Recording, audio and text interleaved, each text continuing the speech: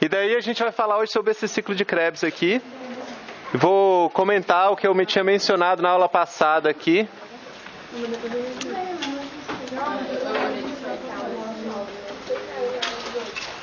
Ó, pessoal, na aula passada eu mostrei isso aqui para vocês. Mostrei que o que está dentro dessa linha preta aqui ocorre dentro da mitocôndria, certo?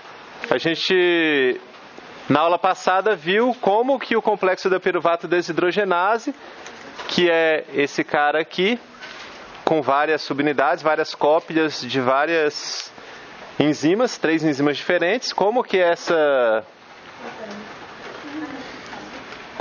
proteína aqui, esse complexo grandão, ele é capaz de transformar o piruvato em acetilcoenzima A, liberando um CO2 na presença de 5 outras moléculas, sendo que 2 delas são substratos e 3 outras são cofatores.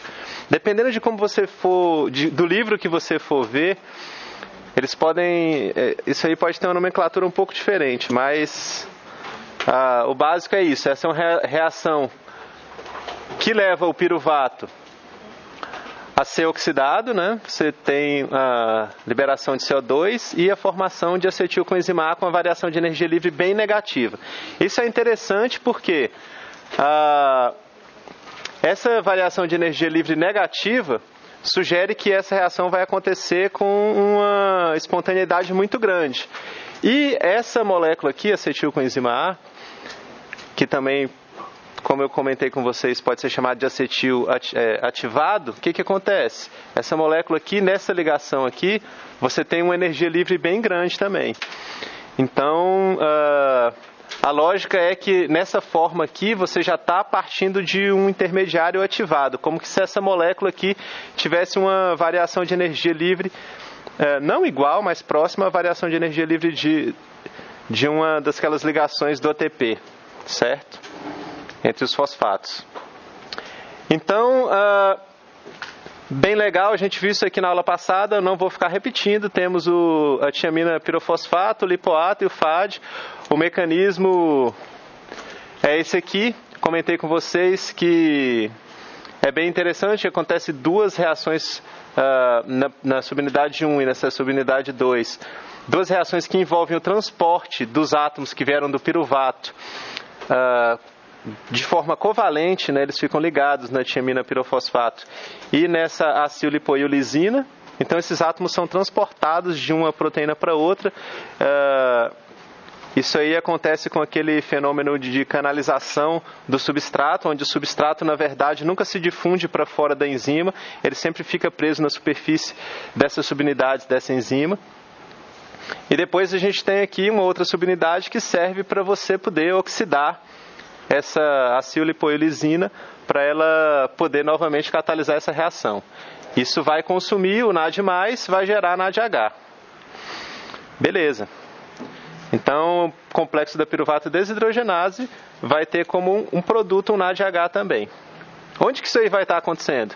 Conforme a gente viu antes, vai estar acontecendo dentro da mitocôndria. Então, vamos estar produzindo um NADH na mitocôndria. Isso é bom, porque isso pode ser transformado em energia posteriormente. Tendo em vista essa reação, uma reação importante. No ciclo de Krebs tem uma enzima parecida com essa aqui. A gente vai ver ela apresenta os mesmos cofatores e apresenta uma variação de energia livre bem negativa também. Outra coisa que vocês têm que saber é a regulação dessa enzima. Então, talvez ontem tenha ficado confuso, mas você tem 2 enzimas que regulam o complexo da piruvato desidrogenase. É uma quinase, a quinase do complexo da piruvato desidrogenase, ela vai fosforilar inibindo esse complexo, inibindo a primeira subunidade, de forma que a reação não vai proceder. E a outra é uma fosfatase que vai retirar o grupo fosfato da subunidade 1 do complexo da piruvato desidrogenase, ativando ela, certo? Essas proteínas também, obviamente, elas precisam de regulação, elas não podem estar presentes ao mesmo tempo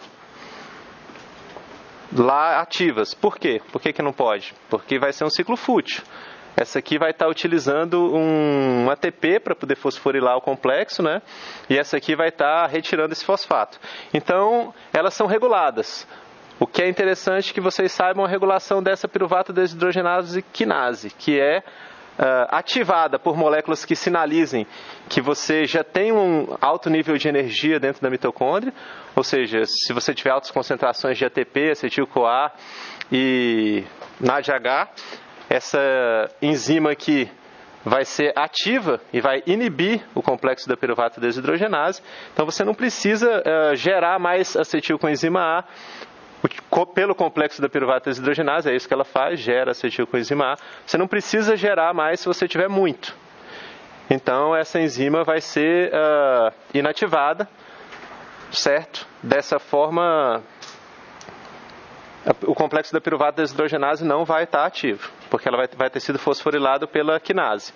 E vai ser inibida se você tiver muito piruvato. Então essa enzima piruvato desidrogenase quinase, a enzima que regula a piruvato desidrogenase, vai ser inibida por piruvato, certo? Se ela for inibida, ela não vai fosforilar a piruvato desidrogenase. E assim sendo, a piruvato desidrogenase vai utilizar o piruvato que está lá, certo? Então o piruvato inibe a enzima que inibiria a enzima que utiliza ele.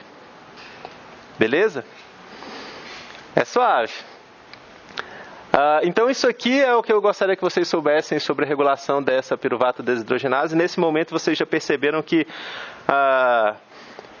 essas formas de regulação alostérica e regulação por fosforilação são bem flexíveis e você tem uma boa possibilidade de regulação ampla. Então, enzimas podem ser ativadas de forma alostérica, como é o caso dessa piruvato desidrogenase quinase, inibida de forma alostérica também, e outras enzimas podem ser ativadas ou inibidas na presença de uma fosforilação, caso elas sejam fosforiladas. Aí, se vai ativar ou se vai inibir, você vai ter que conhecer a enzima. Então, se alguém fala para você assim, estou estudando uma enzima que ela sofre fosforilação. Aí você não sabe se essa fosforilação está ajudando ou está atrapalhando. Você vai ter que fazer mais pesquisa para descobrir isso aí. Beleza. E agora a gente vai entrar oficialmente no ciclo de Krebs, que é esse lindo ciclozinho aqui. Vocês já mencionaram que já estudaram isso aqui antes. Algumas pessoas. Vocês aprenderam alguma coisa? Alguma ideia geral ficou na cabeça? Para que serve ou qualquer coisa? Gera NAD, gera FAD. Para que serve? Tem também GTP, não tem? Isso, é mais ou menos isso aí. Você vai gerar essas moléculas aqui. Ela falou assim, os elétrons, sim, essas moléculas elas estão transportando os elétrons, né? Então esses elétrons depois vão ser utilizados para gerar energia. Então esse é um primeiro conceito bom que vocês tenham em mente. Que quando você estiver gerando o FADH2 e o NADH, na verdade você consegue transformar essas moléculas aqui, posteriormente, em energia, em ATP, certo? Existem mecanismos para fazer isso. Então, alguém pode olhar para o ciclo de Krebs e falar, mas tem um ciclo desse tamanho e gera só um GTP aqui, ou ATP, no ciclo inteiro, mas que coisa pouco produtiva do ponto de vista energético. Sim, pode parecer isso, só que na verdade você está gerando os FADH2 e 3 NADHs, e essas moléculas posteriormente, os elétrons que elas estão transportando, vão ser utilizados para gerar energia. Bom, alguma outra coisa vocês aprenderam sobre o ciclo de Krebs? Ela falou que sai o CO2, produz CO2. Tem 2 pontos aqui no ciclo, duas reações onde CO2 é produzido. Por que o CO2 é produzido? O piruvato tem 3 carbonos e a acetil tem 2. O piruvato não está aqui, ele já foi transformado em acetilcoenzima A. Tem CO2, não tem nessa hora? Aonde? Tem nesse complexo aqui, tem uma liberação de CO2. O piruvato, você falou, tudo certo. O piruvato tem 3 carbonos, só que um deles já sai aqui no complexo da piruvato desidrogenase, que veio antes do ciclo de Krebs para transformar o piruvato em acetilcoenzima A. A acetilcoenzima A vai ter 2 carbonos, além daquela cadeia grandona, que ela é muito grande. acetilcoenzima A é grandona, e daí você vai ter só esses 2 carbonos que vieram do piruvato, que estão aqui. Então, o que você estava tentando dizer era que... Mas daí tem tanto que chama ciclo do ácido cítrico, né? Porque começa com citrato. Quer dizer, o primeiro produto é o citrato. Tem vários nomes. O ciclo de Krebs tem vários nomes. Ele pode ser chamado ciclo de Krebs, ciclo dos ácidos tricarboxílicos, ciclo do ácido cítrico, enfim. O citrato é o primeiro intermediário. Ele tem 6 carbonos e ele é formado a partir de uma reação bem interessante do oxalacetato com a acetilcoenzima A. Lembra que a acetilcoenzima A eu mencionei que tinha uma variação de energia livre bastante negativa. A quebra dessa ligação entre o carbono e o enxofre. Então, nessa primeira reação, o que acontece é que você consegue fazer uma ligação carbono-carbono entre esse carbono dessa carbonila com esse outro carbono dessa outra carbonila. Notem que quando a reação é feita, entra uma molécula de água e as carbonilas somem. As 2 carbonilas, elas não existem mais. Começou aqui com o oxalacetato, que apresenta uma carbonila, e com a acetilcoenzima A, que também apresenta uma carbonila aqui, certo? Daí, quando acontece essa reação, esse grupo aqui agora, que é os átomos que foram transportados da acetilcoenzima A, estão marcados em um salmão aí. Eu acho que essa cor é salmão, né? Vocês concordam com isso? Então, beleza. Está marcado dessa cor aqui, e esses átomos que eles vieram diretamente do piruvato, que veio diretamente da glicose, certo? Esses átomos aí, eles estão aqui marcados. Então, quando acontece a primeira reação que transforma o oxalacetato em citrato, o oxalacetato que tem 4 carbonos é transformado em citrato, que apresenta 6 carbonos, basicamente os átomos da acetilcoenzima A estão aqui em cima, certo? Está bem claro isso. Esses átomos estão aí. Beleza. Esse é o citrato. O citrato depois vai ser substrato de uma outra enzima, que vai ser a aconitase. Essa outra enzima, ela vai fazer o quê? Basicamente mudar essa hidroxila de posição. Ela vai, através de 2 reações consecutivas, você pode ver que tem a aconitase aqui e a aconitase aqui também, passando por um intermediário cis-aconitato, você vai conseguir tirar essa hidroxila dessa posição, que está mais para cima, e colocar ela mais para baixo, aqui. Certo? Essa vai ser a enzima aconitase. Depois a gente vai ver essas enzimas uma por uma e vou comentar com vocês variações de energia livre, cofatores, etc. Então, essa enzima aqui, ela basicamente troca de local essa hidroxila aqui. Todas essas transformações que acontecem, elas são no sentido de tentar cada vez mais, ou acontece uma oxidação de algum átomo de carbono aí, de forma que um átomo de carbono que é ligado apenas em outros átomos de carbonos, ou em oxigênio, ou em hidrogênio, acaba se ligando, fazendo uma ligação a um oxigênio, se tornando mais oxidado, certo? E, eventualmente, quando acontecer algum tipo de eliminação, que é o caso dessa próxima reação aqui, onde esse grupo ácido vai abandonar na forma de um CO2, uma forma bem oxidada de carbono, cada vez que vai acontecendo isso, a molécula vai se tornando mais oxidada, e depois, no fim das contas, entra mais, depois que você deu a volta do ciclo inteiro, entra mais acetil com mais átomos para serem oxidados. Então, a ideia do ciclo é ficar oxidando consecutivamente várias coisas, desde que você tenha todos esses intermediários presentes, todas as enzimas, os cofatores, e você tem uma fonte de acetilcoenzima A, você pode ficar oxidando esses átomos aí, gerando essas moléculas que apresentam um poder redutor.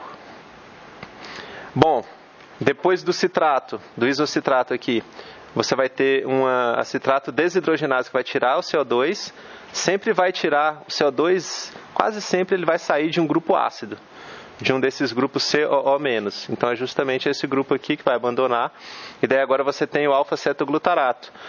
A alfa-cetoglutarato é um composto que tem 5 carbonos, então você já diminuiu um carbono porque ele saiu aqui na forma de CO2. Alfa-cetoglutarato é tomado como suplemento, você pode ir nas lojas comprar isso, e eu particularmente acho que não adianta muita coisa você tomar ele. Dizem, o marketing que existe em cima dele é que ele apresenta efeitos anticatabólicos, certo? Mas eu não tenho nenhuma evidência de que isso realmente aconteça. Eles chamam de OKG, alfa-cetoglutarato. É um intermediário de várias coisas, né? Inclusive aqui no ciclo de Krebs. Com 5 carbonos, e ainda a gente mantém a posição aqui dos carbonos que vieram da acetilcoenzima A, notem que até aqui, os carbonos que vieram da acetilcoenzima A ainda estão aqui.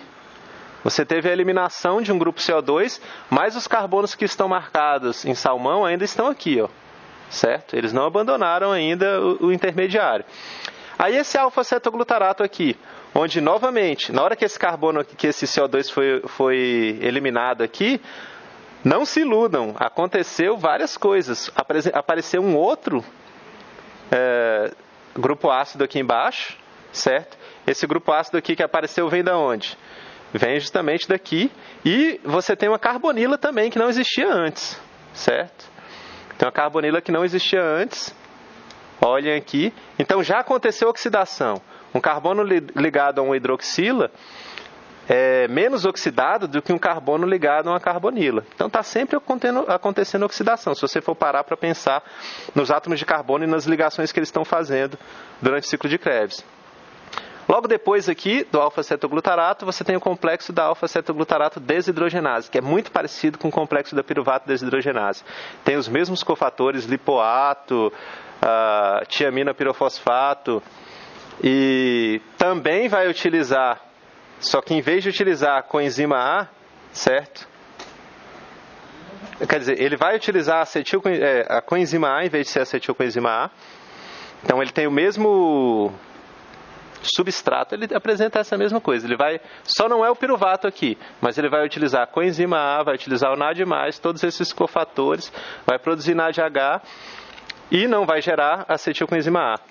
Vai gerar succinilcoenzima A. Então, nessa reação do alfa-cetoglutarato para succinilcoenzima A, você vai ter que entrar com a coenzima A e você vai ligar. É uma reação que basicamente acontece uma descarboxilação aqui, você perde esse grupo ácido de uma forma oxidada aqui e você liga essa molécula que agora tem 4 carbonos, que é basicamente um succinato, você liga ela numa coenzima A. Certo? Então se torna uma molécula muito maior. Até aqui as moléculas têm 5 átomos de carbono. Aí você tira um, fica 4. Só que o que sobrou você ligou numa molécula grandona, que é a coenzima A. Então você forma uma succinilcoenzima A, que é uma molécula grandona. Essa parte CoA aqui é bem grande. Certo? Para que você faz isso? Qual que é a lógica de fazer isso? Bom, uma das coisas que eu mencionei é que essa ligação entre o carbono e o enxofre, da mesma forma que aqui no caso da acetilcoenzima A, ela apresenta uma energia livre bem negativa. Então você tem esse intermediário succinilcoenzima A formado pelo complexo da alfa-cetoglutarato desidrogenase e ele vai ser substrato dessa succinil-CoA sintetase e essa enzima vai gerar um ATP. Na verdade é o único que o ciclo produz, certo? Aqui está GTP ou ATP, dependendo do livro que vocês forem ler, dependendo do organismo, isso aí vai variar. Mas não faz diferença, eles são equivalentes. Só gerar um nucleotídeo trifosfato. Como que você vai gerar esse nucleotídeo trifosfato? Simples, acoplando essa reação, transferindo a energia dessa ligação aqui para a ligação de um fósforo, né, no ATP. Então você vai meio que conservar um pouco da energia dessa ligação na forma de um GTP. A coenzima A vai abandonar, a mesma que entrou aqui vai sair aqui, certo? Só que no processo daqui para cá você gerou um ATP e você gerou o succinato. Agora, o succinato, ele tem 4 carbonos, certo? Até esse momento já aconteceram todas as oxidações, as principais oxidações desse ciclo aqui. Acontece aqui para frente também mais, mas 2 CO2 já abandonaram, você já teve a formação do GTP, e aqui acontece um fenômeno interessante, que é o seguinte: O succinato é uma molécula que apresenta simetria, certo? Essa parte de cima aqui dela, ela é igual a essa parte de baixo. Então, nesse momento, esses carbonos aqui que vieram da acetilcoenzima A gente para de conseguir identificar quais são eles, porque eles são equivalentes, são ou os de cima ou os de baixo. Eles são embaralhados. Talvez fique um pouco complicado de visualizar isso aí. Mais para frente eu vou mostrar um slide que explica melhor isso. Mas esses carbonos aqui, ó, sempre esses compostos eles apresentam, eles não são simétricos como o succinato. O succinato aqui, ó, a partir daqui, a parte de baixo é igual à parte de cima. Então, se esses carbonos vieram para a parte de cima, isso é embaralhado, porque a gente não sabe a diferença entre a parte de cima e a parte de baixo. Em todas as outras moléculas aqui a gente sabia. Então, nesse ponto aqui, esses carbonos dão uma embaralhada. Mais tarde vocês vão entender por que isso é importante.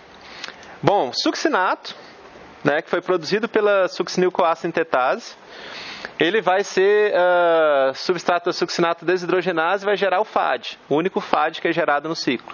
Então, os elétrons, eles vão... é porque aqui não dá para ver, mas aqui tem uma dupla ligação. Bem aqui, ó.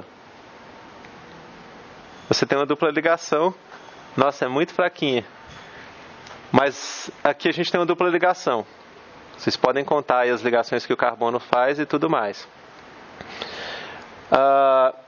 É gerado FADH2, esse é um processo de oxidação, isso aqui foi oxidado.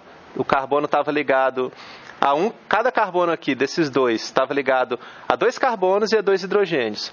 Agora, cada carbono aqui, já que essa é uma dupla ligação, esses 2 carbonos aqui estão ligados a 2 carbonos, a 1 hidrogênio, cada um, e tem uma dupla ligação entre os 2 carbonos. O fumarato depois vai ser substrato da fumarase. A fumarase vai transformar ele em malato, e para isso você vai ter que adicionar uma água aqui nessa hidroxila, essa dupla ligação deixa de existir. Você adicionou uma água, já está preparando tudo isso, já está oxidando esse carbono aqui, esse átomo de carbono aqui.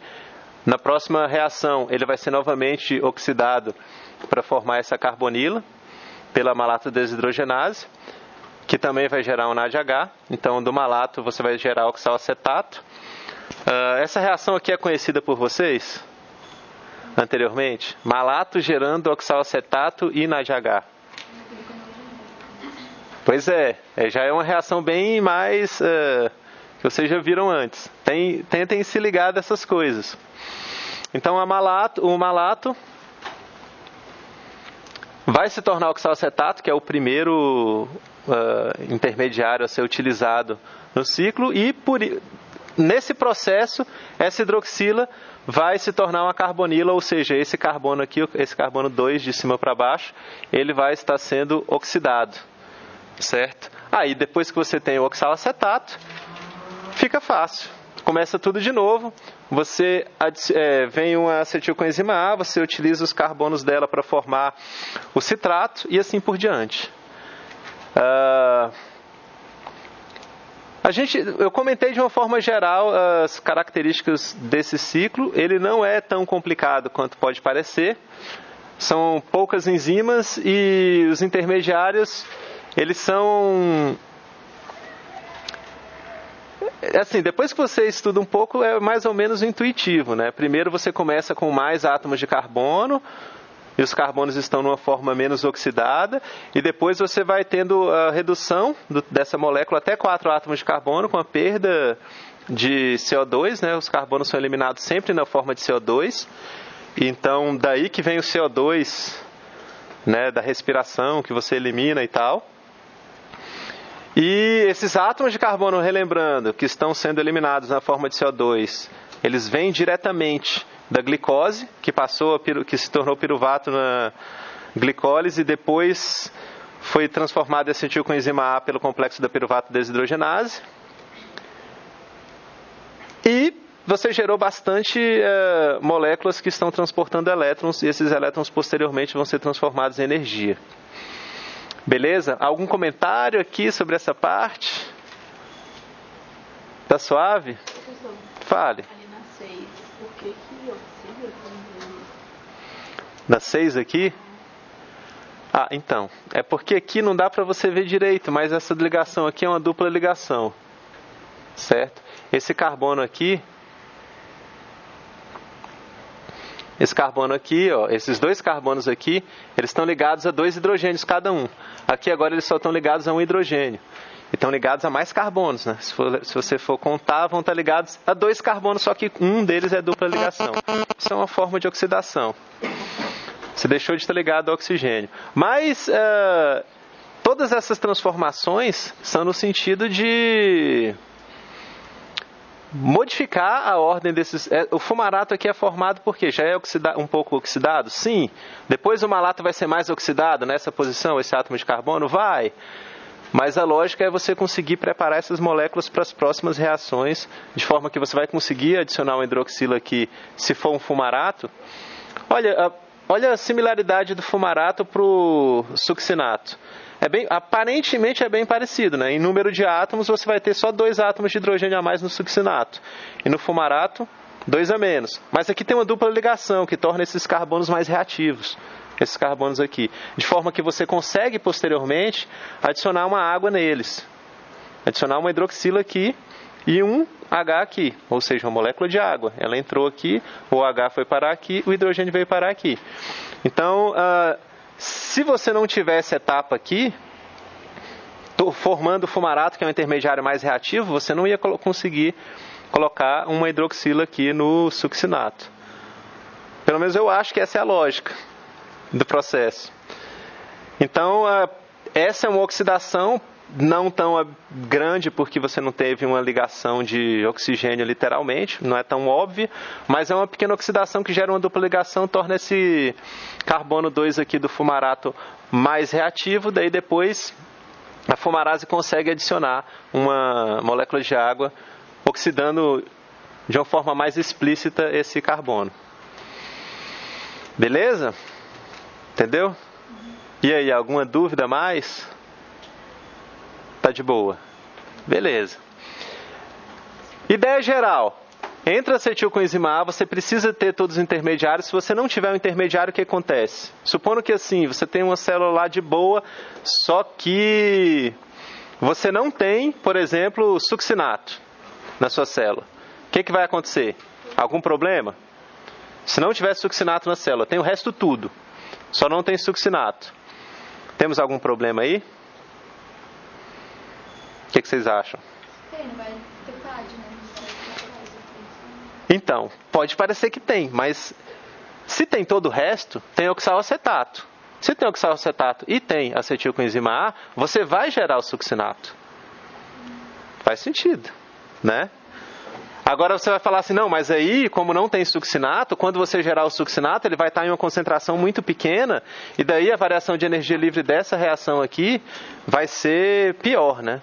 Porque tem menos substrato. Se você não tem succinato, você não vai ter, você pode até ter um pouco de oxaloacetato, juntar com acetilcoenzima A e gerar uma molécula de succinato que é muito pouco, a concentração dela vai estar baixa. Mas se você ficar fazendo isso várias vezes, você consegue produzir succinato. Então, teoricamente, se tiver faltando determinados intermediários do ciclo, o ciclo pode ainda acontecer. Em outras palavras, o que eu estou falando para vocês é que você pode tirar alguns intermediários do ciclo para fazer outras coisas, se você tiver interesse. Se a célula precisar de intermediários para fazer biossíntese de alguma coisa, por exemplo, não sei, talvez um aminoácido, talvez alguma outra coisa, você pode tirar, desde que você tenha um suprimento de outra coisa. Em geral, você vai estar suprindo oxaloacetato para conseguir gerar os outros intermediários. Com o oxaloacetato e acetilcoenzima A, se você tem tudo aqui no ciclo, você gera os outros intermediários.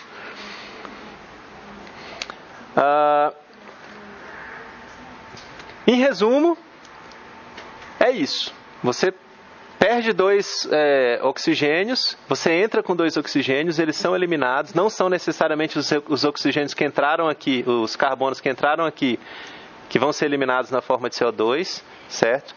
Vão ser outros nessa primeira rodada do ciclo. Você vai ter a produção de um ATP que a explicação para ele é muito fácil, porque você utiliza uma succinil com enzima A para formar um ATP. A succinil com enzima A já apresenta uma variação de energia livre negativa, então fica fácil. Só de olhando os desenhos das moléculas do ciclo de Krebs, já dá para você chutar, aí fala assim, ó, em uma dessas etapas, só olha as moléculas, e uma pergunta assim, em uma dessas etapas formado o nucleotídeo de trifosfato, onde você vai chutar? Você vai chutar no lugar onde tem uma ligação aqui que é que apresenta uma variação de energia livre bem negativa, né? Então já é fácil de prever essa posição aqui onde acontece a formação do ATP. E daí, beleza. Eu vou passar com vocês reação por reação e daí a gente vai comentando e vocês vão perguntando. A primeira reação da citrato sintase, ou seja, essa primeira reação que utiliza o oxalacetato e acetil com enzima A para formar o citrato. Além disso, utiliza uma molécula de água, deixemos claro isso.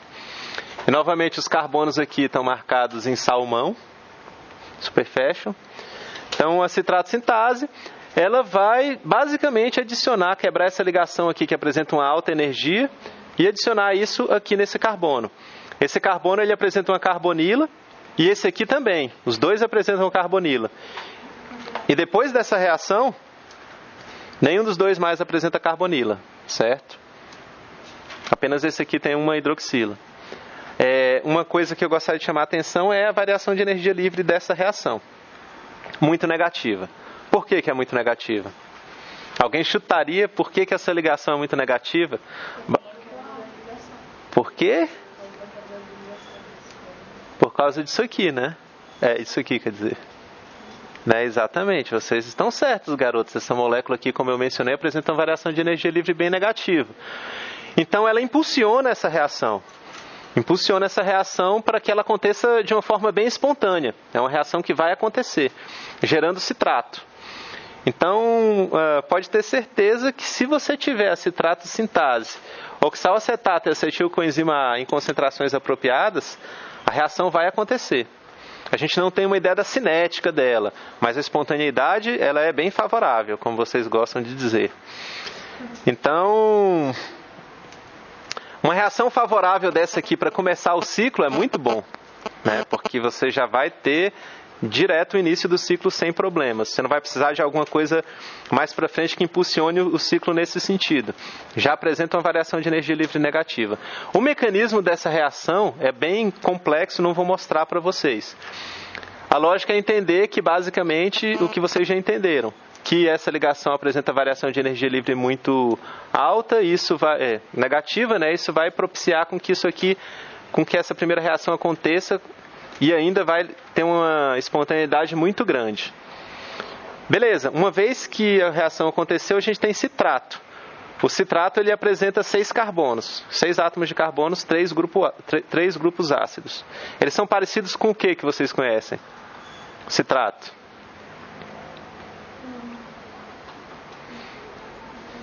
Com nada, né? Com nada muito óbvio, né? Vocês conhecem poucas moléculas. Mas, assim, se você tivesse que classificar ele como uma classe, vocês iriam chamar ele de quê? Que tipo de classe que seria isso aqui? Citrato. Algum chute? O pessoal tá... Eu evitaria de classificar, mas ele é bem parecido com carboidrato de certa forma, porque ele apresenta só carbono, oxigênio e hidrogênio. Ele não é um carboidrato, formalmente falando, porque ele apresenta vários carbonos bem mais oxidados aqui, e alguns outros que não estão oxidados. Em geral, carboidratos não são assim. Bom, do citrato, que foi formado numa reação extremamente exergônica, a gente vai ter uma outra reação da aconitase. A aconitase vai transformar o citrato em cisaconitato, que é esse intermediário aqui, e posteriormente a mesma enzima vai transformar isso em isocitrato. que ele fez? O que a enzima fez no processo? Basicamente, ela retirou água e depois adicionou água, só que a hidroxila ela trocou de lugar. Então, basicamente é uma reação que troca a hidroxila do citrato. A hidroxila do citrato, o citrato ele continua com 6 carbonos, continua com a mesma forma, eles são isômeros constitucionais, eles apresentam a mesma fórmula química e apresentam a hidroxila em posição diferente. Essa reação tem uma variação de energia livre não muito alta, não muito baixa, né? É relativamente positiva aqui. Mas você vai ter muito citrato na célula e isso vai impulsionar a formação do isocitrato. Tem uma outra curiosidade sobre essa enzima cisaconitase. Ela apresenta um núcleo de ferro enxofre, que é relativamente complexo, certo? E ela apresenta basicamente 2 formas. Eu não vou me alongar sobre esse assunto, mas basicamente, de forma resumida, a conitase ela tem dupla função. Ela pode tanto ser utilizada para participar nessa reação aqui a gente tem o citrato em azul ligado diretamente no núcleo ferro-enxofre dela. Então, assim que essa reação vai ser catalisada, tem um mecanismo de reação bem complexo também, a gente não vai entrar nele. Mas, na ausência de ferro, se você não tiver ferro no organismo, digamos assim, essa enzima aqui ela pode apresentar uma outra função. Ela pode se ligar a determinados RNAs, ela reconhece RNA e pode modificar a expressão gênica de alguns genes relacionados ao metabolismo do ferro. Certo? Mas isso é um detalhe. É interessante vocês saberem que ela apresenta um núcleo de ferro enxofre. É a conitase. Eu acho, não sei porquê, mas essa é a reação que eu acho menos legal do ciclo de Krebs.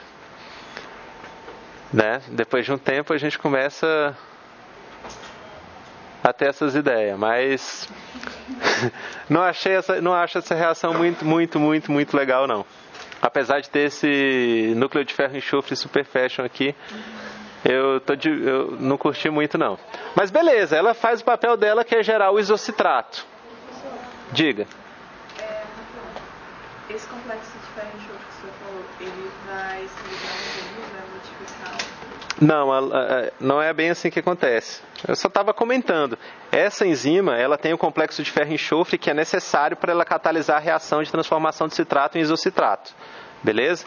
Igual a gente viu aqui. Essa reação aqui, você precisa de ter esse complexo de ferro enxofre. Nele que o citrato vai se ligar. Beleza? Eu estava comentando aqui no organismo. Se você está com uma deficiência de ferro no organismo, esse complexo de ferro e enxofre não vai estar aqui. Essa enzima vai apresentar uma outra conformação e daí ela pode se ligar a RNA, certo? E modular a expressão gênica de determinadas coisas. Basicamente era essa a lógica. Então ela tem dupla função. Nos livros isso aí está muito bem detalhado. Você vai ler e entender o que acontece, blá blá blá. Mas eu não estou querendo dar ênfase nisso aqui. Só estou comentando que a conitase tem uma dupla função, se liga no RNA, blá blá blá. E apesar de tudo isso que eu comentei, foi que mesmo com esse charme de apresentar 2 funções, eu não gosto muito dessa reação. Não, por algum motivo que eu não sei explicar. Mas beleza, né? Ela é uma reação bem simples, não tem como... não é muito complicada se a gente ver dessa forma. Se a gente for ver o mecanismo, bem mais complicado. Talvez eu não goste porque apresenta uma variação de energia livre positiva.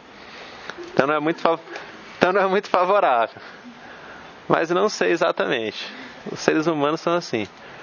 Bom, próxima enzima parte do isocitrato, com essa isocitrato desidrogenase. Então você tem o isocitrato aqui, é a primeira reação onde vai acontecer a eliminação de um CO2, certo? Esse CO2 ele vai ser eliminado depois da formação desse intermediário oxalosuccinato aqui. Então a primeira etapa da reação vai ser uma oxidação que vai acontecer aqui nesse átomo aqui, nesses 2 que estão em azulzinho aqui. Você vai ter a transferência desses hidrogênios aqui para os NAD PH ou NADP. o NAD+. E esse átomo de carbono aqui, então, agora ele vai ter uma carbonila, certo? Vai estar ligado aqui, você vai ter uma oxidação desse átomo de carbono aqui de baixo. O mecanismo posterior vai ser a eliminação desse grupo CO2, então os hidrogênios que estão aqui nessa ligação carbono-carbono, eles vão para essa outra ligação aqui, formando um intermediário. Esse aqui é um intermediário. O que está entre colchetes, em geral, é o intermediário, quando a gente descreve uma reação. E daí, você vai ter um intermediário com uma dupla ligação, que foi justamente formada pelos elétrons que vieram dessa ligação que existia antes, não existe mais porque o CO2 foi eliminado. Aí esse elétron aqui, ele vai para o oxigênio fica com a carga negativa. Aqui a gente entende por que a gente precisa do cofator manganês, certo? Por que precisa do manganês? Para estabilizar essa carga negativa. Olha aqui, ele está estabilizando duas cargas negativas. Uma desse ácido aqui e o outro dessa carbonila aqui, que na verdade ficou com a carga negativa. Então o íon manganês mais 2 é importante para estabilizar essa carga aqui. O CO2 é eliminado e posteriormente acontece um rearranjo, esse elétron volta para cá e esse carbono aqui abstrai um próton do meio para formar o alfa-cetoglutarato, certo? Então você precisa do cofator manganês e essa reação, que é uma reação bem legal, apresenta uma variação de energia livre menos 21 kJ por mol. Então, até agora, a primeira reação apresenta um ΔG bem negativo, a segunda apresenta um ΔG meio positivo e a terceira apresenta um ΔG bem negativo também. Então, estamos no lucro. Dessa forma, então, o isocitrato é transformado em alfa-cetoglutarato numa reação que gera NADH, certo? E elimina um CO2. O alfa-cetoglutarato, então, ele vai apresentar quantos átomos de carbono? 5. 5 átomos de carbono. 2 deles estão oxidados na forma de ácido, um deles está oxidado na forma de uma carbonila. E tem os átomos de carbono mais reduzidos aqui em cima. Beleza? Essa reação é tranquila, né? A próxima reação é o complexo da alfa-cetoglutarato desidrogenase, que é muito parecido com a piruvato desidrogenase. Lógica dessa reação, vamos ligar uma molécula com enzima A. Para isso, vai precisar de um complexo daquele jeito lá que a gente conhece. Primeira parte da reação vai acontecer na subunidade 1. Lembra do piruvato desidrogenase? Pois é, agora eu não vou mostrar o esqueminha, vou só comentar eles com vocês. Só que o esquema é bem parecido. Na primeira subunidade desse complexo enzimático, você vai ter a descarboxilação do alfa-cetoglutarato aqui. Por sinal, a fórmula está errada aqui, ó. Tá vendo isso aqui? Não, está errado não, eu que estou viajando. A ressonância. Sei lá o que é isso. Acho que isso aqui não está muito certo não, velho. Acho que era para ser assim. E o cara trocou a dupla de lugar. Essa dupla aqui era para estar no oxigênio aqui. E ela veio parar aqui nos carbonos. Tá vendo? Então essa fórmula aqui está errada. Esse alfa-cetoglutarato não é bem assim não. Essa dupla não está entre esses carbonos. Está aqui. Mas beleza, primeira parte, na subunidade 1, você vai ter a descarboxilação, esse grupo ácido vai abandonar na forma de CO2, logo na subunidade 1 desse complexo, e o resto da molécula vai ser ligado à tiamina pirofosfato, ela vai transportar esses outros carbonos aqui. Isso depois vai ser transferido para um lipoato que vai estar na forma oxidada. E daí você vai ter uma forma de lipoato bem mais complexa do que aquele acetil-lipoato. E depois isso aí vai ser transferido para a coenzima A, formando succinil coenzima A. Você vai estar formando a succinil coenzima A e para isso você vai precisar de um NAD+. Esse NAD+, ele vai entrar lá naquela terceira subunidade para poder regenerar o complexo através da oxidação daquela lipoeolisina que vai estar na forma reduzida. Isso tudo eu estou comentando sobre o complexo da alfa-cetoglutarato desidrogenase, que é muito parecido ao complexo da piruvato desidrogenase. Então, esse cara aqui, essa reação aqui, é parecida com aquela primeira que a gente viu na aula, que a gente viu na aula de ontem, certo? O complexo da piruvato desidrogenase tem os mesmos cofatores aqui. Se vocês forem estudar nos livros também vão ver que existem algumas diferenças. Ele não é igual, ele é bem parecido, mas não é igual. Mas a lógica da reação em termos de necessidade de cofatores, em termos de substratos, os substratos, o NAD+, e a coenzima A continuam sendo os mesmos. Em vez de utilizar a piruvato, a gente vai utilizar a alfa-cetoglutarato. Vai acontecer uma descarboxilação, que vai ser a primeira coisa que vai acontecer. Enfim, é uma coisa bem parecida com aquele lá. Bem parecido com aquele lá também é o fato de que a gente tem uma variação de energia livre bem negativa. Então essa é a terceira, essa é a quarta reação do ciclo de Krebs, né? 1, 2, 3, 4. Essa é a quarta reação. E na quarta reação você tem uma variação de energia livre bem negativa também. Então, o ciclo vai tender, até agora a gente não tem motivo para imaginar que o ciclo não vai estar acontecendo numa velocidade razoável. Velocidade não, espontaneidade razoável.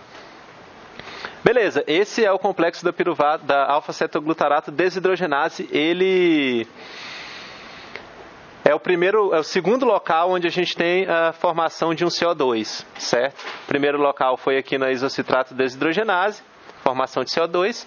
Depois aqui a gente tem outra formação de CO2. As duas reações apresentam variação de energia livre bem negativa. E a partir de agora, então, com succinil-CoA, temos uma molécula bem maior, certo? Esse CoA aqui é bem grande, uma molécula muito grande para cá. E a próxima reação vai quebrar essa ligação aqui. A quebra dessa ligação aqui, teoricamente, eu já vou prever, vai apresentar uma variação de energia livre negativa. Mas a gente vai estar formando uma molécula de nucleotídeo de trifosfato também. Vamos ver. Professor, diga. O lipoato é para quê mesmo? O lipoato, vou voltar lá para te mostrar. Tá vendo esse cara aqui? Ah, lembrei. Ele é o lipoato. Fazer um negócio 2S. Esse aqui é o ácido lipoico e tal, ligado na lisina. Ele vai ser, então, lipoato. Exatamente, ele vai estar na forma oxidada, ele vai transportar por alguns momentos o intermediário. E depois ele vai, literalmente, entregar isso na mão da coenzima A, formando succinil-coenzima A lá. Então, aquele complexo da alfa-cetoglutarato desidrogenase é muito parecido com esse aqui, certo? Tem os mesmos cofatores, o TPP, a lipoeolisina. Então, essa reação é muito parecida, variação de energia livre também. Piruvato desidrogenase é muito parecida com alfa-cetoglutarato desidrogenase. A descarboxilação que você falou que o alfa-cetoglutarato vai sofrer é a liberação do CO2? É. Ele vai perder esses átomos aqui que já estão muito oxidados, né? Eles já estão aqui na forma de um ácido, que é a forma mais oxidada que você vai ter do carbono, ainda ligado, ainda com a possibilidade de estar ligado a outro carbono. Lembrando que essa estrutura aqui está errada, né? Não está correta. Enfim, forma succinil-coenzima A.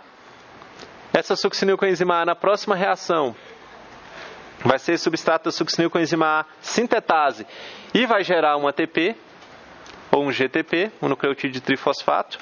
E detalhe, essa reação vai apresentar uma variação de energia livre pouco negativa, mas ainda assim negativa. O mais importante é que você vai estar gerando um GTP que é equivalente a um ATP, que existe essa enzima, nucleosídeo de fosfato quinase, que transfere um fósforo de um nucleotídeo de trifosfato para o outro,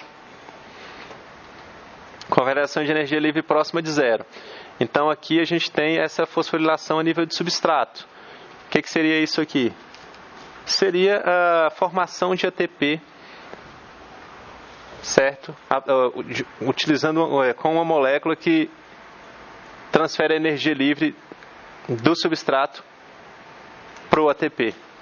O GTP, no caso, é a molécula que foi formada, nesse exemplo aqui.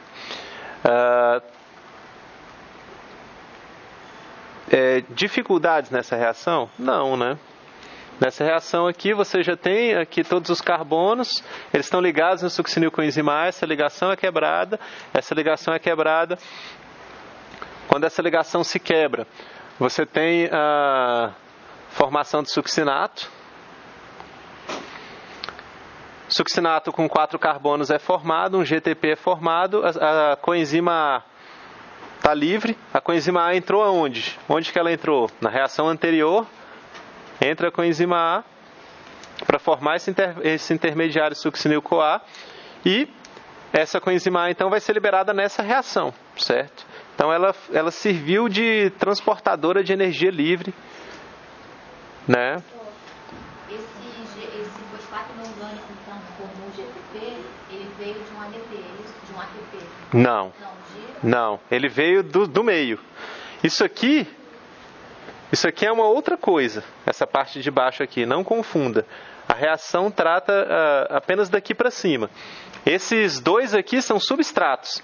Para essa reação acontecer, você tem que ter na célula o GDP e o fosfato inorgânico, junto com o succinilcoenzima A, beleza?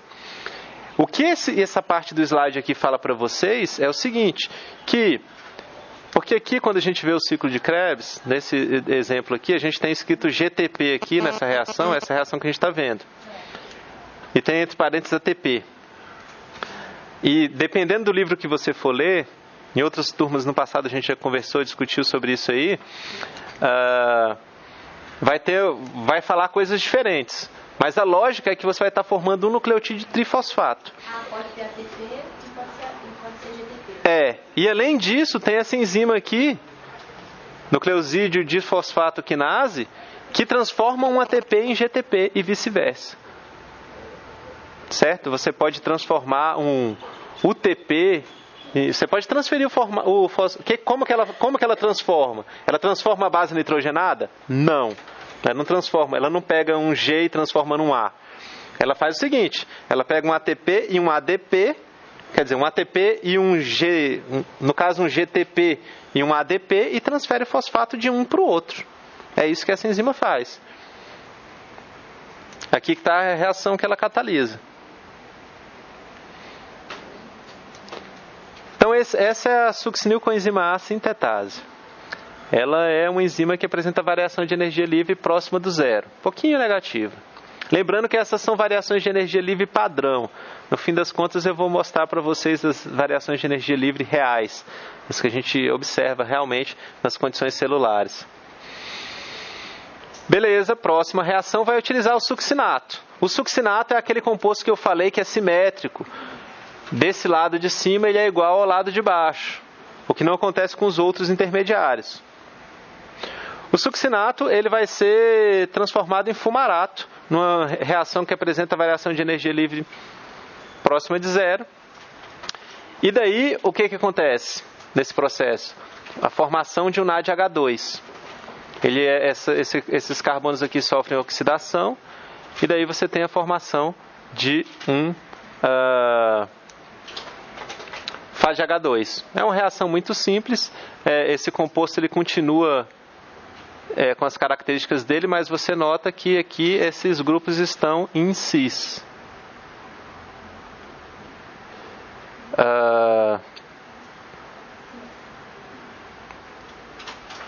É isso, né?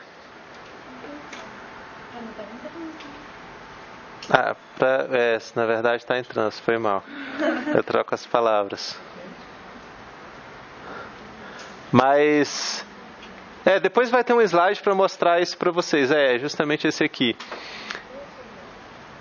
Talvez esse slide às vezes confunde mais do que ajuda, mas vamos aí.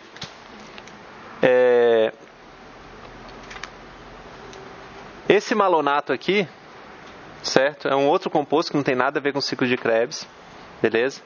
Mas esse succinato ele tem a ver com o ciclo de Krebs. Notem que eles são relativamente parecidos, certo? Então, o succinato é substrato da succinato desidrogenase, forma essa reação aqui. Esse slide é para ilustrar que, como os dois são muito parecidos, esse cara aqui, o malonato, ele pode ser utilizado como inibidor competitivo dessa enzima, succinato desidrogenase. Então, se você tiver bastante succinato, FAD e essa enzima, essa reação vai acontecer. Na presença de um malonato, ele vai se ligar no mesmo sítio que o succinato. Então, lembra do inibidor competitivo, aquele inibidor que se liga no mesmo sítio do substrato? Então, o malonato, por ser muito parecido com o succinato, ele vai se ligar no mesmo sítio e vai atuar como um inibidor competitivo. E daí, esse é um exemplo de um dos primeiros inibidores competitivos muito bem caracterizados. Foi o malonato, que é o inibidor competitivo da succinato desidrogenase. Então, beleza. Essa reação formou o fumarato. O fumarato, ele vai ser substrato da fumarase, e a fumarase aqui, ela vai adicionar água lentamente, por isso que eu fiz uma piadinha aqui em cima. E a primeira coisa que vai acontecer vai ser a formação de um carbânio. Pô, agora que vocês estão rindo, cara. A primeira... Foi engraçado assim a piada. Que legal. Primeiro ano que o pessoal ri. Todos os outros anos eu falava essa piada e o pessoal, sem graça. Brincadeira. Bom, tem que explicar a piada também? Bom, ela é autoexplicativa, né? Bom, temos aqui o fumarato, certo? Ele vai ser transformado no intermediário carbânion.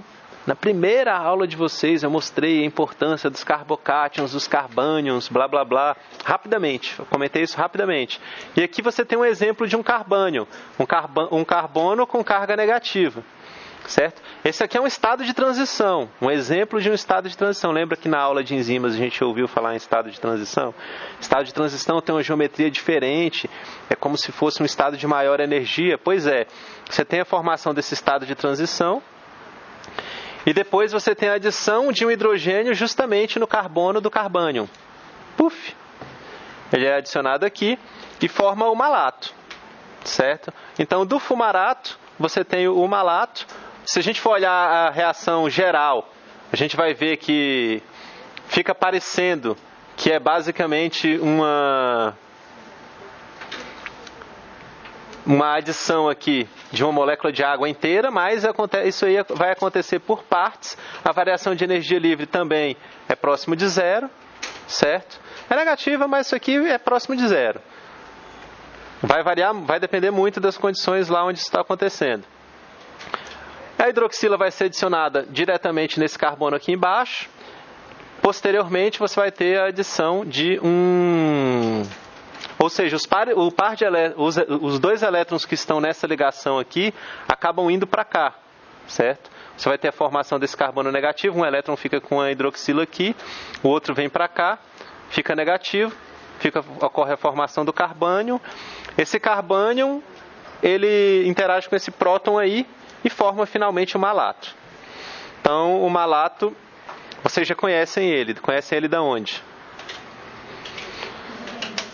Gliconeogênese. O que acontece com ele lá? Tem a ver com NAD. Pode crer. Quando ele, dependendo da forma, né? Se ele for transportado para o citoplasma, pode transportar equivalente de NAD, enfim. Malato é formado. Malato tem quantos átomos de carbono? 4. Todos os intermediários do ciclo de Krebs têm entre 6 e 4 átomos de carbono. Beleza? Qual é o único intermediário que vai ter 5 átomos de carbono? Cetoglutarato. Alfa-cetoglutarato. Exatamente. Por quê? Porque ele é justamente o cara que ele está entre as duas reações de descarboxilação. A primeira reação gera o alfa-cetoglutarato e a segunda reação você já perde carbono para formar succinil com enzima A. Então a gente tem a formação do malato, numa reação que tem o ΔG pouquinho negativo. Beleza. Aqui agora é um slide para não confundir, que geralmente confunde. Então vocês têm que tentar driblar as loucuras do professor e não se confundir com esses slides. Olha aqui, quem desses caras aqui vocês conhecem? Já ouviram falar? Vocês já ouviram falar em fumarato, certo? É esse cara aqui. Vocês já ouviram falar em maleato? Não, né? Ele é parecido com quem? Com o fumarato. Só muda a isomeria deles, né? Então, esses dois aqui são bem parecidos. E o malato, vocês já ouviram falar? Olha só o malato. O malato é bem parecido. Qual é o carbono quiral do malato? Esse aqui. Ele é bem parecido com o quê? Relativamente parecido com o quê? Com aminoácido, se você trocar esse OH aqui por um nitrogênio, certo? Por um NH2. Ele vai ser bem parecido com ácido aspartico. Mas o malato que vocês conhecem, né? Aqui. A gente está falando desse carbono aqui. O malato que vocês conhecem é bem parecido com esses aqui. Bom, beleza. Temos então duas formas do malato, D-malato e L-malato. Aqui é o carbono quiral. Próxima reação vai utilizar o malato, certo? E esse malato vai ser transformado em oxalacetato. É a última reação do ciclo de Krebs. Rapidinho a gente vê essas reações todas. Tudo bem que a gente está vendo de uma forma relativamente superficial, não estou mostrando todos os mecanismos e blá blá blá, mas eu acho que assim, para uma primeira aula, vai ser bom. Então vocês estão vendo aqui o malato perdendo 2 átomos de hidrogênio. Quando acontece essa perda de átomo de hidrogênio, em geral acontece uma oxidação, certo? É isso que acontece. Esse átomo de carbono aqui vai ser oxidado, vai se tornar uma carbonila. Temos aqui a carbonila no oxalacetato. Acontece a formação de NADH. E também temos um hidrogênio a mais aqui. E o que é mais interessante dessa reação é o quê? Variação de energia livre muito positiva. Muito positiva. Então essa reação aqui, em condições padrão, que é o ΔG'0, ela é desfavorável, certo? A última etapa do ciclo de Krebs é a formação do oxalacetato. É uma reação não muito favorável. Mas essa malato desidrogenase tem como substrato malato e o NAD+, tem 3 produtos: oxalacetato, NADH e o H+. E uma variação de energia livre positiva. É muito positiva, então, teoricamente, não é muito favorável, mas nas condições celulares a gente vai ver. Aqui a gente tem uma tabela que mostra o que acontece no mundo da célula e não no padrão. O padrão são esses aqui. Notem que esse slide eu tirei de um outro livro, beleza? E os valores de energia livre que estão nesse livro aqui não são iguais aos do Lehninger. Tipo aqui, ó, mais 29,7 para malato desidrogenase. Aqui tá igual. Só. Não, mas tem que tão diferente. Pode olhar aí que tá diferente. Eu dei azar nesse exemplo aqui. Aqui, isso aí, ó, succinato desidrogenase mais 6. Vamos procurar lá. Blá, blá, blá, blá. Ah lá, tá falando aqui que é 0. Succinato desidrogenase. No Lehninger tá falando que é 0. E aqui tá falando que é 6. Isso aí vai variar. Várias coisas vão variar entre os livros. Quando vocês forem, se vocês forem realmente estudar bioquímica, pegar o Lehninger, pegar o Volt, né, pegar o Strayer e for comparar os livros, vocês vão ver que existem diferenças. Eles não estão... Justamente a lógica não é que vocês decorem nenhum desses números, é que vocês entendam a ideia geral. Então, o que o livro está falando para a gente? Que algumas apresentam variação de energia livre positiva. Por exemplo, a conitase aqui tem uma energia livre positiva. No Lehninger está falando que é 13, né? 13 ponto alguma coisa aqui está falando que é 5. Mas o interessante é a gente ver essa última tabela aqui, que é o que acontece dentro da célula. O que acontece de verdade.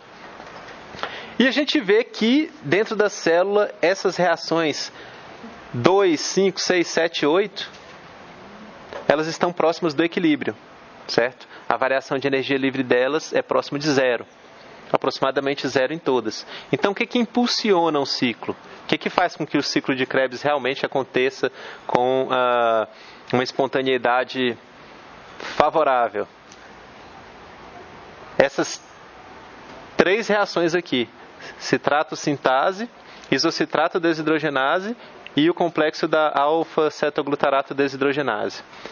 Essas reações, elas apresentam variação de energia livre muito negativa. Elas são muito espontâneas, elas empurram o ciclo, certo? Sempre elas vão estar acontecendo com uma espontaneidade, uma taxa bem alta, e isso vai fazer com que o ciclo aconteça de uma forma espontânea, certo?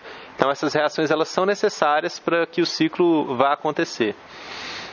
Agora, pausa para perguntas. Pode perguntar ou não. Sem dúvidas? Vamos seguir para alguma coisa mais complexa aí. Vocês conseguiram ter uma visão. O que a gente precisa de cofator para fazer o ciclo de Krebs? Manganês, o que mais? TTP. Ah, muito bom. Isso aí. Precisa de substratos. Substratos precisa de acetil-CoA é um substrato logo da primeira reação. Depois a gente precisa de coenzima A, sem ser na forma de acetil também, que ela vai entrar no complexo da alfa-cetoglutarato desidrogenase. A gente precisa de FAD, precisa de NADH, precisa de algum nucleotídeo difosfato para ele se tornar um nucleotídeo de trifosfato, ou GDP ou GTP. O que mais que precisa? A água. Bom, isso aí são perguntas que é bom vocês terem em mente, né? Vamos seguir em frente então lentamente aqui. Vamos dar uma olhada em quantos ATPs são gerados no processo. Aqui a gente tem uma tabela que vai desde a via glicolítica, certo? Que começa aqui até chegar no piruvato. Então, no total aqui da via glicolítica, partindo de uma molécula de glicose, a gente vai ter um lucro de 2 moléculas de ATP, certo? Que é até a formação do piruvato. Depois que aconteceu a formação do piruvato, ele vai ser transformado em acetilcoenzima A. O que vai ser gerado? NADH. Aqui tem escrito 2 NADH, por quê? Porque a gente está levando em consideração quanto que é formado a partir de uma molécula de glicose, certo? Então, assim, um piruvato gera um acetilcoenzima A e um NADH. Mas como uma glicose gera 2 piruvatos, por isso tem esse 2 aqui. Beleza?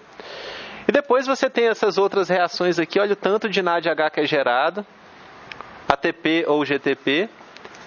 FAD-H2 e mais NADH. Então, essas moléculas aqui, elas geram ATPs em determinados números. Tipo assim, 2 NADs são equivalentes a mais ou menos 5 ATPs. Então, 2 NADs vão ser equivalentes a 5 ATPs.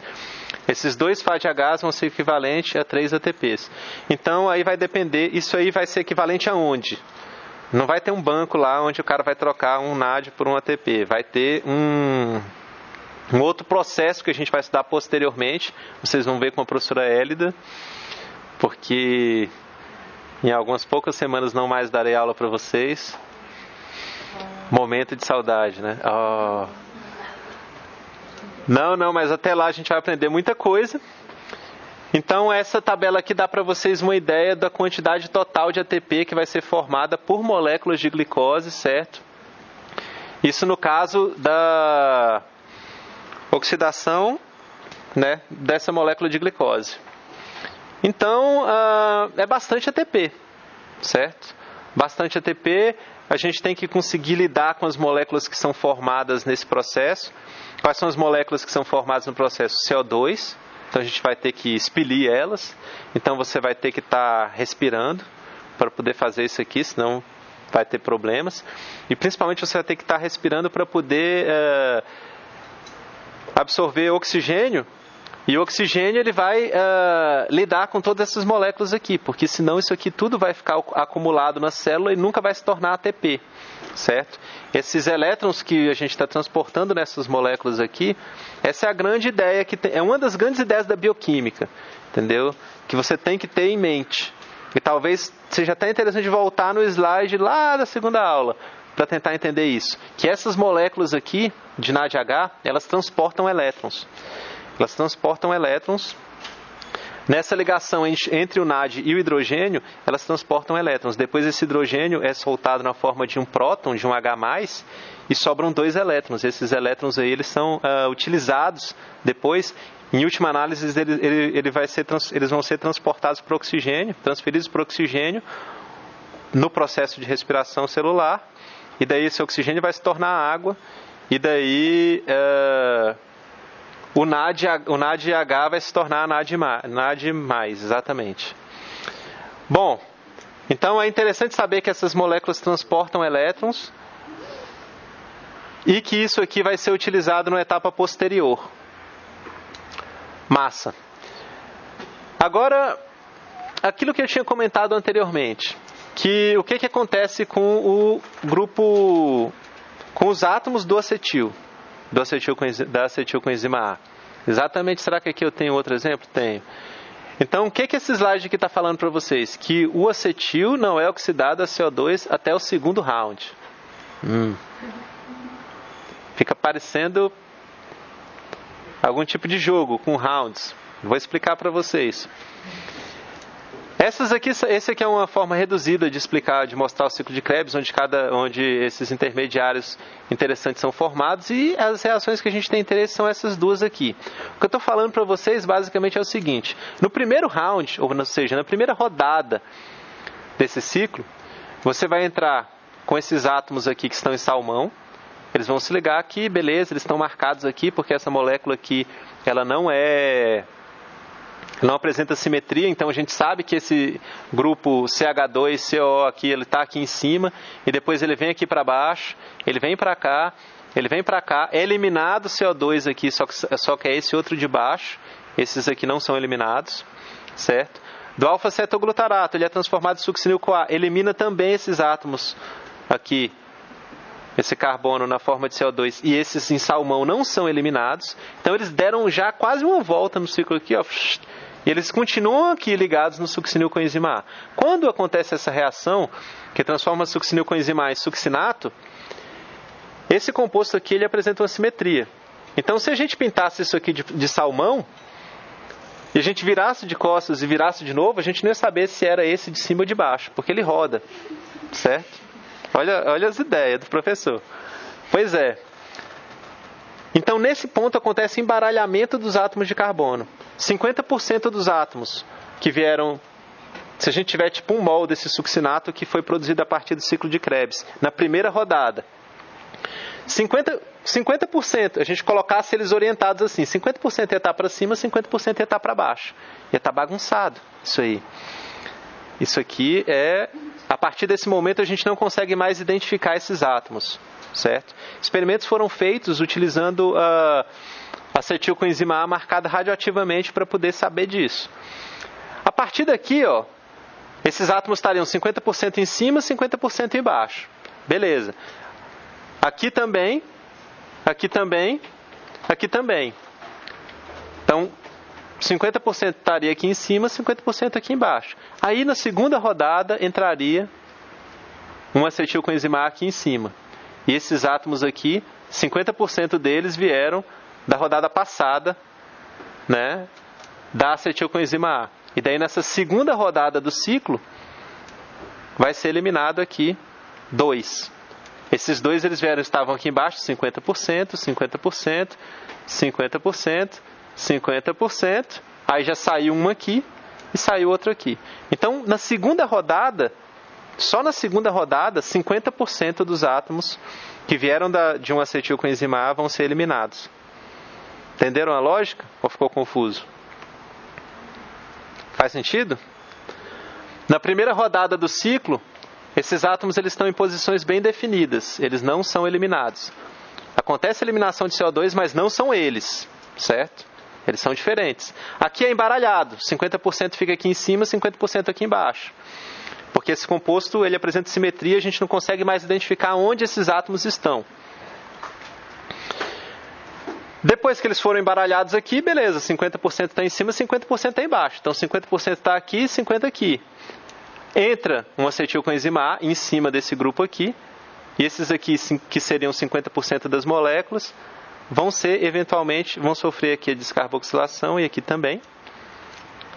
E daí você vai ter que na segunda rodada, é o que está escrito aqui, que o acetil, os átomos que vêm do acetil, não são oxidados a CO2 até a segunda rodada do ciclo de Krebs. Porque na primeira rodada eles não são oxidados. E na segunda rodada eles são misturados nessa etapa. Então a lógica é que a simetria é bem importante. Aqui no caso do succinato. Entenderam? Faz sentido? Faz, né? Então beleza. Continuemos. Temos uma outra coisa relacionada à simetria, relacionada ao ciclo de Krebs, que é o seguinte. Antigamente, na bioquímica, muitas coisas foram descobertas, coisas relacionadas a mecanismos de reação, marcando os átomos, certo? Igual eu comentei com vocês aqui, que esses átomos não são oxidados, o pessoal só sabe disso aqui porque fez experimentos utilizando acetilcoenzima A com esse acetato radioativo. Certo? Eles marcam isso, aí fazem isso, medem a radioatividade dos compostos que são formados e deles sabem o que é formado aonde. Da mesma forma, eles fizeram isso com a reação da primeira reação do ciclo de Krebs, certo? Então, quando você tem o oxalacetato e ele reage com o acetato radioativo, você vai ter a formação desse intermediário aqui. Esperaria-se que seria formado tanto esse composto aqui, como esse composto aqui. Certo? Os dois compostos deveriam ser formados. Por isso que tem uma dúvida que vocês não me perguntaram, mas poderiam ter me perguntado anteriormente. Quando eu estava explicando isso aqui para vocês, que eu acabei de explicar essa história do segundo round aqui, alguém poderia ter feito a seguinte observação. Mas professor, o citrato aqui foi produzido pela citrato sintase. Ele não é simétrico também? Né?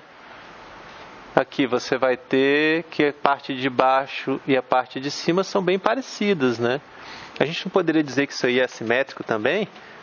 Né? Que é o caô que eu joguei aqui para vocês. Olha, aqui é simétrico e daí como é igual do lado de cima e do lado de baixo acontece um embaralhamento e tal. Mas aqui não acontece também? Isso aí? Então, não fizeram essa pergunta. Mas se tivessem feito, a resposta seria essa aqui. Bom, realmente pode parecer que não, mas o que acontece é o seguinte. O citrato ele vai ser um composto proquiral. Ele vai... esse exemplo de proquiralidade, esse aqui é o citrato, né?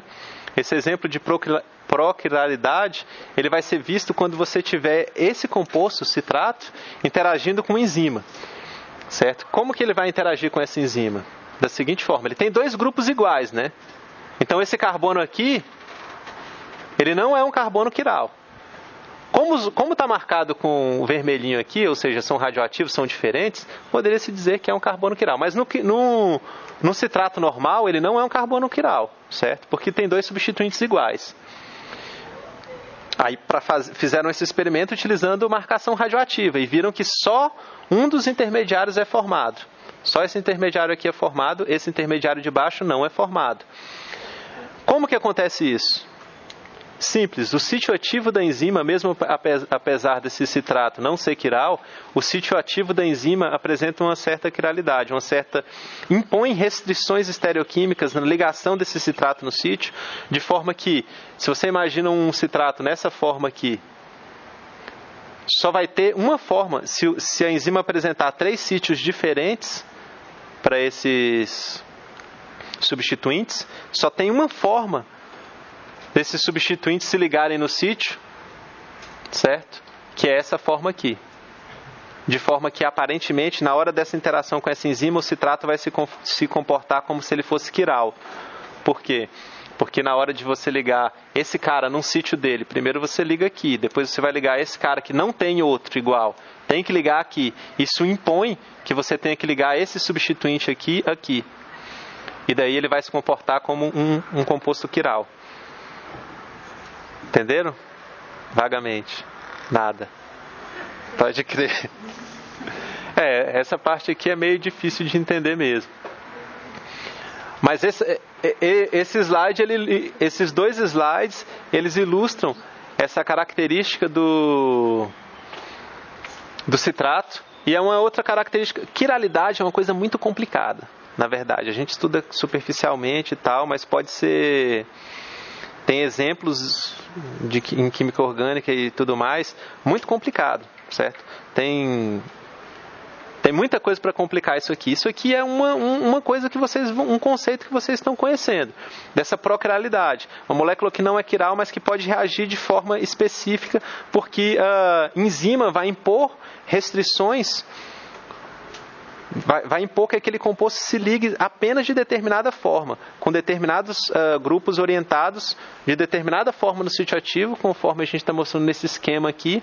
Isso vai obrigar o composto a se comportar como se fosse quiral. Então, sempre que você tiver esse substituinte aqui, se por exemplo a gente tivesse marcado esse cara radioativamente aqui, ele sempre vai estar nessa posição Z, mesmo ele sendo teoricamente equivalente a isso. Isso é a proquiralidade. Uma coisa, então, só uma forma, ele vai ser quiral, ele vai ter duas formas, né? Ele não é quiral. Ele não apresenta quiralidade. Se ele comportar como quiral, ele teria duas formas, né? Quando a gente diz que ele é quiral, a gente quer dizer que apesar desses dois grupos serem iguais, na hora que eles se ligam na enzima existe uma diferença. Sempre o que vai se ligar vai ser esse aqui. Certo? O que vai se ligar, ele é o que é proveniente do acetil, não aquele que estava marcado no carbono? Ah, boa pergunta. Esse aqui é o que é proveniente do acetil. Certo? Eu não sei essa pergunta. Eu não sei essa resposta. Eu acho que... Como não acontece uma perda de... a gente está falando dessa reação aqui, né? Da citrato-sintase. Que é a reação onde ele se liga. Como não acontece uma perda de CO2, certo? Eu não sei qual que é essa resposta. É também relevante, né? Também não faz muita diferença. A ideia aqui não é que vocês, meu Deus, decorem isso aqui, saibam fazer esse esquema, não. A ideia é que vocês entendam que as moléculas, mesmo sendo não apresentando quiralidade, dependendo, as enzimas podem forçar restrições de forma que elas vão se ligar de forma específica, certo? Posicionando determinados grupos em determinadas posições. Alguém pode falar assim para você, mas esse grupo é igual a esse. Então, qualquer um dos dois pode ligar aqui. Quando você tem as ligações assim, a gente fala, esse composto não é quiral porque a gente pode rodar os substituintes, né, e colocar um na posição do outro. Só que, enfim, não é bem assim. Se a gente tiver marcado radioativamente, a gente vai ver que essa proquiralidade ela vai surgir na hora desse composto ligar na enzima. Ele não vai poder se ligar da forma que bem entender, ele vai ter que posicionar esses substituintes, principalmente esses dois aqui, bem definidamente aqui, vai colocar esse outro aqui, e vai sobrar só um substituinte para ficar para cima, e não vai ser sempre... eles não podem se trocar entre si. Isso vai ser a proquiralidade. É um conceito a mais. Bom, beleza. Outras coisas relacionadas ao ciclo de Krebs. Em alguns organismos que não somos nós, organismos anaeróbicos, você pode ter dois pontos de entrada diferentes no ciclo de Krebs. Você pode partir do piruvato, gerando oxalacetato, e o ciclo pode andar nesse outro sentido aqui. E acetilcoenzima A gera nesse sentido aqui. Então, o ciclo pode ele é meio que bifurcado e acontece em dois sentidos diferentes. Mas como assim? Acontece no sentido diferente? Dá uma olhada nas setinhas. Tá vendo as setinhas? As setinhas indicam que esses processos são reversíveis. Certo? Então, Então essas setinhas todas que a gente viu no ciclo de Krebs indicam que isso aqui é reversível. Ah, mas do ponto de vista da energia livre, a energia livre dessas reações aqui também é próxima de zero, não é? Então dependendo do organismo, essas aqui. Então dependendo do organismo o ciclo poderia andar nesse sentido aqui. Vai gerar então succinil com enzima A e alfa-cetoglutarato para biossíntese de várias coisas. Certo? Então é só para vocês saberem. E outra coisa que eu queria mencionar. Quando vocês estudam isso aí, dependendo do livro, dependendo da enzima que você está estudando, ela pode vir de um organismo diferente, de um tecido diferente. Existem várias isoformas, vários tipos de enzima. Então as reações podem não ser exatamente todas iguais, entendeu? Você pode ver algumas diferenças em alguns casos. Depende da isoenzima que vai catalisar aquela reação.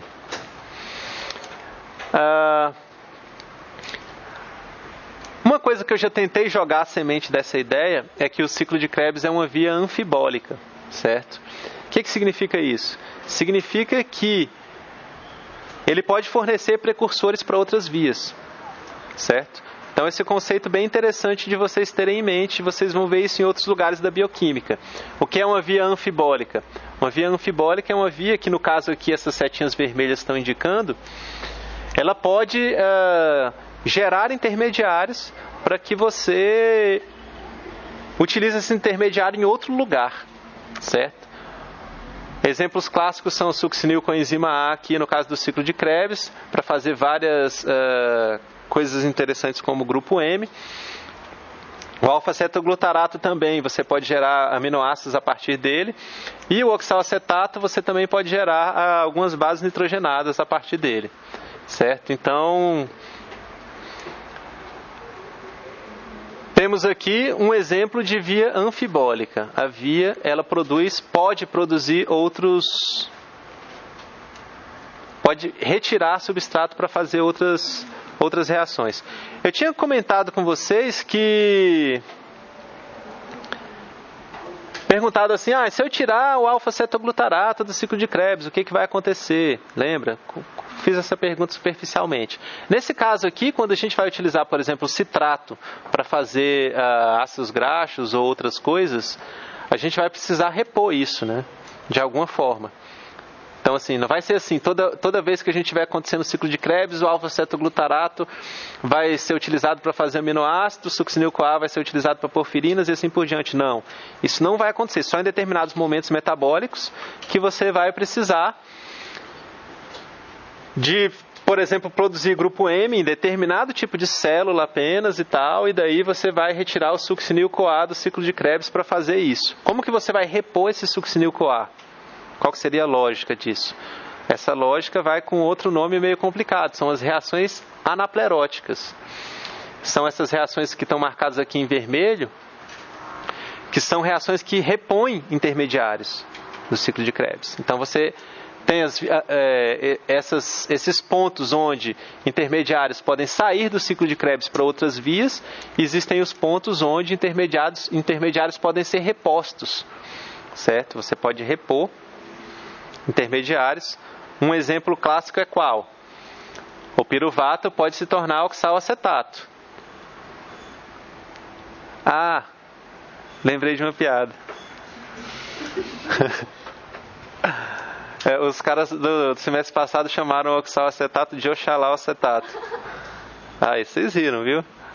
Então esse oxalacetato aqui, ele vocês conhecem um lugar da onde ele pode vir, né? Da onde que é? Relacionado com a gliconeogênese. Hoje todas as respostas são gliconeogênese. Sempre que eu perguntar alguma coisa, vocês falem isso. Então, o piruvato, né, ele pode se tornar oxalacetato por aquela via que a gente viu da piruvato carboxilase, certo? Então, isso aí pode acontecer. Então, se vocês tirarem, por exemplo, alfa-cetoglutarato para fazer glutamato, desde que você tenha muito oxalacetato e acetilcoenzima A, você consegue gerar esse alfa-cetoglutarato e repor ele de novo. Então, essas reações em vermelhos, que são reações anapleróticas, olha que outra que vocês conhecem. O piruvato gerando malato. Não é bem essa enzima que a gente viu, mas beleza. Então, essas reações em vermelho, vão ser as reações chamadas de reações anapleróticas, são reações que repõem intermediários do ciclo, caso a concentração desses intermediários esteja baixa. Então, o ciclo é uma coisa bem dinâmica, ele pode estar acontecendo e ao mesmo tempo estarem saindo moléculas desse ciclo e outras moléculas sendo repostas, certo, por essas reações anapleróticas, de forma que a gente tem aqui uma série de moléculas derivadas de metabólitos relacionados ao ciclo de Krebs. Então, você pode formar uma série de aminoácidos, aqui outros aminoácidos, a partir de intermediários do ciclo de Krebs. Ficou claro, eu acho, que o oxalacetato é um major player, né? Um cara que é importante, né? Ele está participando aqui da primeira reação, que apresenta uma variação de energia livre bem negativa para formar o citrato, certo? O oxalacetato, que tem 4 carbonos, ele vai pegar 2 carbonos da acetilcoenzimase e formar citrato numa reação bem exergônica. Então ele é muito importante. Ele está relacionado com a gliconeogênese, você pode gerar o fosfenolpiruvato a partir dele. Ele pode ser reposto a partir do piruvato. Então é um composto que é bem importante. Por isso, agora vem uma resposta da aula muito antiga. Lembra que na gliconeogênese você entrava na mitocôndria com oxalacetato, mas ele não saía da mitocôndria? Você tinha que transformar ele para poder transportar ele para fora? Por isso, né? Porque ele é bem importante. Se você ficar perdendo oxalacetato para fora da célula por difusão, não ia ser nada uma boa ideia. Obviamente tem outros, todos são importantes, né? Mas aí, beleza, vocês aprenderam então 2 conceitos. O conceito de reação anaplerótica, que é a reação que repõe intermediários para a via, e o conceito de via anfibólica, que é uma via que vai estar disponibilizando para outras vias, certo? Intermediários. Aí aqui tem um outro slide ilustrando melhor quais são essas vias, essas reações anapleróticas aqui. Então, essas reações anapleróticas aqui, que eu estou apontando aqui, são aquelas que estavam em vermelho aqui. Essas reações em vermelho aqui, piruvato carboxilase, fosfenolpiruvato carboxiquinase, fosfenolpiruvato carboxilase e assim por diante. Essas enzimas aqui, a presença dela em quais tecidos elas são presentes, e daí você tem uma ideia de quais tecidos que vão precisar repor esses intermediários, que é para isso que essas reações servem, mas são reações que estão bem distribuídas, certo? Se eu não me engano, não vou falar bobagem não, deixa quieto. Pergunte. Por que aquele negócio tem embaixo de D, Isso aqui é o oxalacetato, ou oxalacetato. Ele pode formar vários aminoácidos diferentes. M é metionina, T é treonina, K é lisina, isoleucina, D ácido aspartico e N asparagina. Então são esses aminoácidos que podem ser formados a partir do oxalacetato, certo? Que não estão aqui, por isso que eu estou adicionando. Bom, essas reações aqui, então, vocês já entenderam, elas servem para repor intermediários da via caso esteja em déficit. E isso aí vai depender muito de em que célula que está acontecendo, em que momento da célula isso aí está acontecendo. Regulação do ciclo de Krebs. Tá tarde já? Quantas horas? 5h47? Mas está muito cedo. Pô, não são nem meia-noite ainda. Basicamente, depois a gente vai ver, a gente vai ter revisões, vou comentar isso novamente. Mas só mais 2 slides então. Só para mostrar a diferença entre 2 livros. Aqui a gente tem a regulação do ciclo de Krebs, é basicamente alostérica. O que eu gostaria de deixar claro para vocês é que a regulação do ciclo de Krebs é basicamente alostérica. Agora eu vou fazer uma pergunta de prova para vocês. Qual o intermediário do ciclo de Krebs que é fosforilado? Qual o intermediário do ciclo de Krebs que apresenta um grupo fosfato? Sem colar. Qual é o intermediário do ciclo de Krebs que apresenta um grupo fosfato ligado nele? Agora que vocês já viram o ciclo de Krebs em até umas horas.